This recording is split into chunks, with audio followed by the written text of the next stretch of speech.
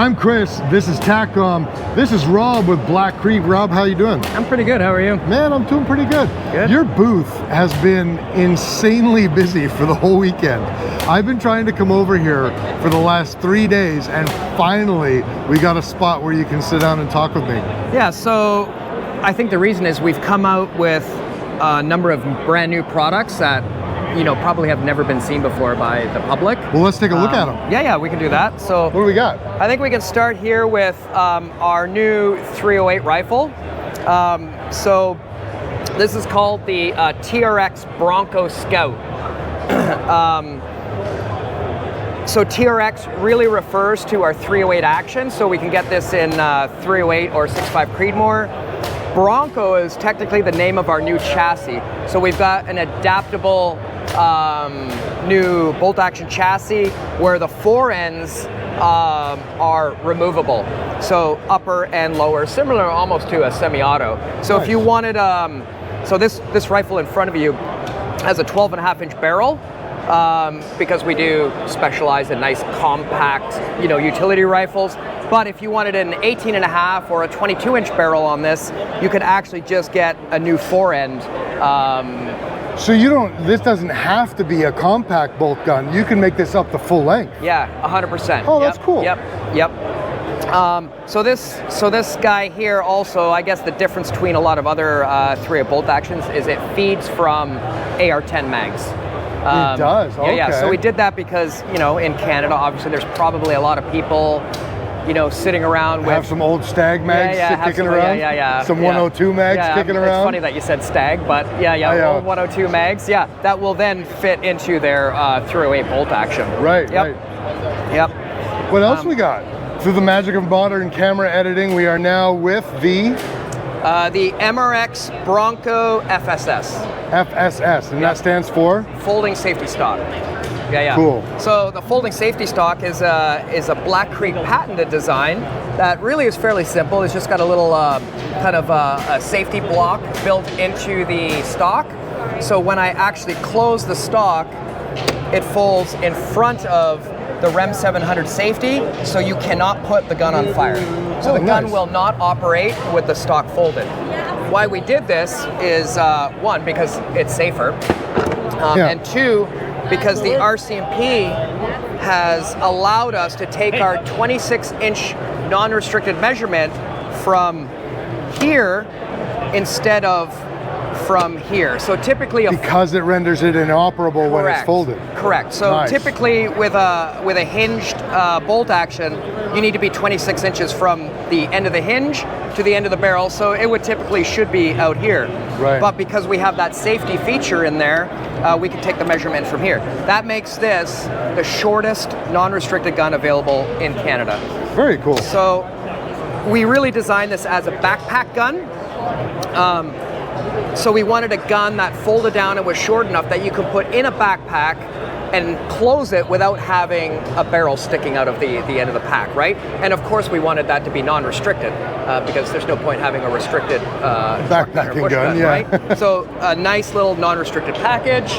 And then of course it feeds from AR-15 mags, right? But for a backpack gun, an AR-15 mag pinned to 5, is going to be, kind of defeats the purpose. So why not 20-round non-restricted magazine into our non-restricted, short 19-inch, bush gun, and you've got the perfect package for... So because you've got a proprietary mag there's no magazine limit from the AR mags. Yeah, so there's a lot of question about that. So what we did in all of our rifles, every one of our bolt actions, is we basically have a specific mag well that allows it to feed from AR-15 mags and our proprietary mag, but this mag will not fit into an AR-15. Oh, cool. Kind of while we're on mags, the other kind of features of this mag is that the feed lips are a little bit longer than a standard AR-15 mag, which allows the bullet to stay within the feed lips until the tip kind of gets into the chamber, which makes feeding way more consistent. Yeah. Nice. And then with a bolt action mag, typically your follower doesn't come all the way up to the top of the lips. An AR-15 mag, anybody who's got a Bison realizes that in an AR-15 mag, when they basically run their mag dry and want to put their bolt forward, they can't because the followers all the way to the top, right? Cool. So this doesn't go to the top, so you can actually get your bolt forward on an empty mag. So nice. Yeah, so that's that perfect package. Excellent. We are also looking at, is this out yet, or is this new? This has been out, but it's going to be new to the Canadian market. Oh, perfect. Yeah. All right, tell us about it. Okay, so this is the PX19 Foxbat. So what it is a Glock compatible pistol with an aluminum frame and steel inserts. So this is the frame here. So we basically make this entire frame out of aluminum. Yeah, and then we steel inserts. Yeah, and then we insert these steel components here, which allows a Glock trigger and Glock slide to go on it. But nice. We've actually got more surface area on our rails than an actual Glock does. So a lot of people have been commenting on actually how smooth the slide actually runs. Oh wow! The other thing we've actually changed and improved over other pistols of this nature is our mag release button. So our mag release button on this and the internals are not subject to breaking like some other Glock compatible pistols. So we redesigned that entire system, and it's ambidextrous. Nice. So really, kind of I think the biggest advantage of this, or maybe not an advantage to everybody, but an advantage to some people, is that we've changed the grip angle on this compared to some other pistols of this nature, and we've straightened it out. So when you actually bring that pistol up, your wrist is more of in natural alignment. So I think that's really handy, and I think a lot of people will be able to tell you that you can pick up your front sight a lot quicker when your wrist is in alignment. So you're taking the Glock design, you're trying to improve it ergonomically? Yep.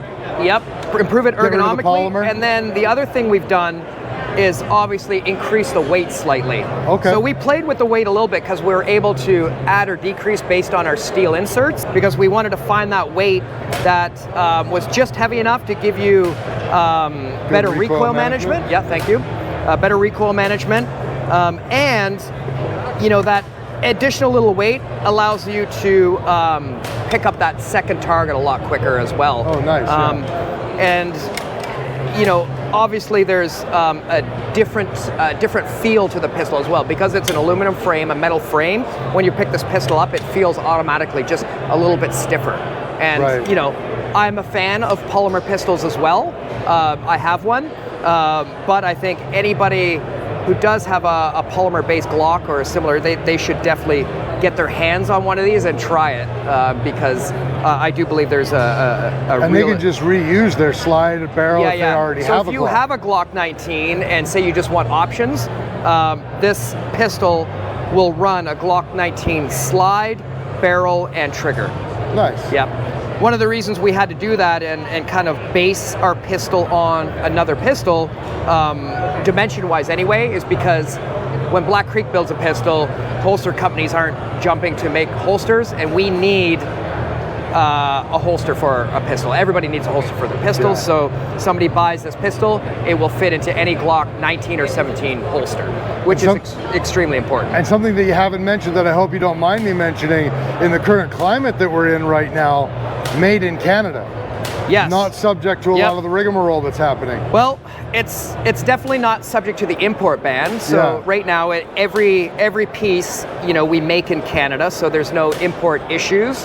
But we are subject to that looming sales ban, right? Right. So right now... Although as we are talking, Pierre Poilievre yesterday confirmed the leadership of the Conservative Party, so who knows what's going to happen? Who knows? So the problem I have with pistols right now is that,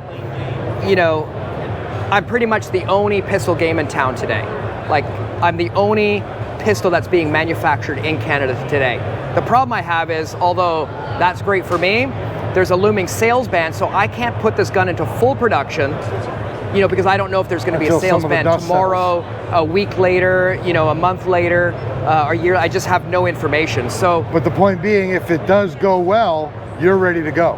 Yeah, and we are going to put 50 of these into the market per month until rules change.